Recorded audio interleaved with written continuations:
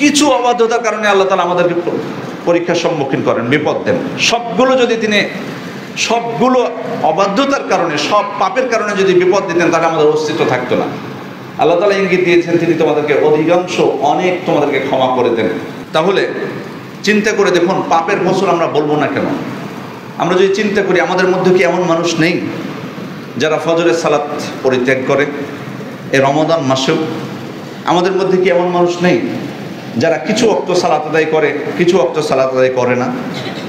আমাদের মধ্যে কি এমন মানুষ নেই যে 5 ওয়াক্ত সালাতই আদায় করে না, শুধুমাত্র হয়তো জুমার দিন অথবা বিশেষ ক্ষেত্র ঈদের সালাত বা জানাজার সালাত, এই সমস্ত ক্ষেত্রগুলোতে শুধু দেখা যায়? আমাদের মধ্যে কি এমন মানুষ নেই যারা সুদের সাথে ওতপ্রোতভাবে জড়িত, সংশ্লিষ্ট? আমাদের মধ্যে কি এমন মানুষ নেই যারা অশ্লীলতার মধ্যে প্রকাশ্য অপ্রকাশ্য অশ্লীলতার সাথে যুক্ত? আমাদের মধ্যে কি এমন মানুষ নেই যারা পিতামাতার অবাধ্য? তাহলে আমরা দেখুন, আমাদের মধ্যে এমন অনেক মানুষও আছে যারা মাদকের সাথে লিপ্ত, নিজে মাদক পান করে অথবা সহযোগিতা করে। এবং এমন মানুষ আছে যারা তাদের উপর যাকাত ফরজ কিন্তু যাকাত আদায় করে না।